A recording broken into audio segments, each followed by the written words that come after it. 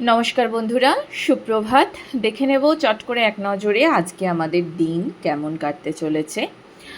প্রথমেই যেটা দেখা যাচ্ছে সেটা হচ্ছে যে আপনাদের ভেতরে গতকালকে ভীষণ একটা ভয় কাজ করছিল এবং এটা হয়তো কালেকটিভ লেভেলেই কাজ করছিল। একটা ভয়, চিন্তা, সেখান থেকে কর্মে বাধা তৈরি হওয়া, এটা গত কয়েকদিন ধরেও চলছে এবং গতকালকেও ভীষণ চলেছে। তো সেই যে জায়গাটা, সেই জায়গাটাতে আজকে আপনি একটা ক্ল্যারিটি পাবেন। আজকে আপনার বন্ধুদের সঙ্গে ভীষণ ভালো সময় কাটতে পারে, কোনো সেলিব্রেশনের জন্য আপনাদের প্ল্যানিং হতে পারে।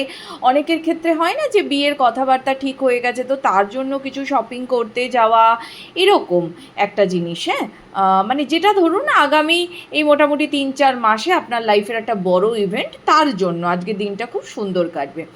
আপনি দেখবেন আজকে সন্ধ্যের পর থেকে আস্তে আস্তে আপনার এনার্জি প্রচুর চেঞ্জ হচ্ছে। গতকাল থেকেই চেঞ্জেসটা অনেকের ভেতরে এসছে, আজকে আরও বেশি হবে সেই চেঞ্জেসটা। আপনার ফেমিনাইন এনার্জি অনেক অনেক স্ট্রং হবে এবং আপনি অদ্ভুতভাবে দেখবেন যে মানুষগুলি আপনার জীবনে প্রবলেম ক্রিয়েট করতো, যাদের থেকে আপনাকে সাবধান থাকতে হতো, তারা আপনাকে মানসিকভাবে ভীষণ বিরক্ত করে দিত, তারাই দেখবেন 360 ডিগ্রি একদম ঘুরে গেছে। তাদের আচরণ সম্পূর্ণ চেঞ্জ হয়ে গেছে আপনার ওপরে।